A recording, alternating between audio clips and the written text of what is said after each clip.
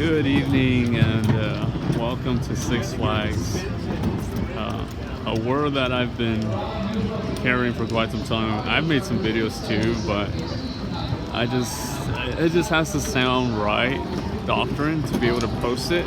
So I don't have much of a battery, so I'll just make this quick as possible. And so the Lord has made us to create, right?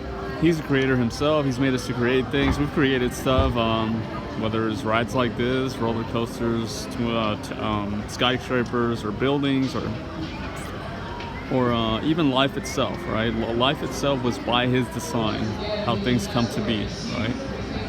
And it can only be done through a man and a woman. We've done all these things, created different things as well, and everything in between. But marriage is between man and woman. That's it, period. The Bible is clear on that. Whether some people say, well, I don't agree with that. I think if you love someone, it doesn't matter if it's the same sex or whatnot, you're allowed to marry them. Well, that's sin. That's sin. Our own ways are sin. We have sinful ways. It's a condition of the heart. It is what the Word of God clearly states is a heart condition, sin. And so the more we draw closer to Jesus, the less we're attracted by the things of the world. Six Flags is one of my favorite parks, but I have made my visits here less and less. And I will surely be probably discontinuing my membership this year, and that's that. You know, I could say I had enough, perhaps, but it's kind of hard to get enough of this kind of adrenaline, kind of like rock climbing. But what I can tell you is that rock climbing, I've made it like an idol, though. Six Flags is not really my idol. I just enjoy coming here and having that adrenaline rush. But nonetheless, it's important to take self-inventory and say to myself, am I glorifying Jesus through what I'm doing on an everyday basis? My everyday choices. It's not that this saves us. It's Jesus Christ, His perfect works at the cross. His works and not our works that save us from eternal damnation, from a place called hell where the worms never die and the flames never cease. Put your trust in Jesus Christ and you will be saved. I will leave links that are very, very informative as to what's going on in this world.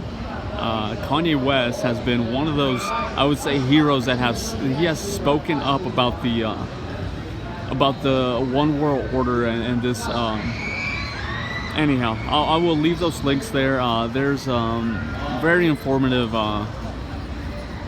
video links that go to show that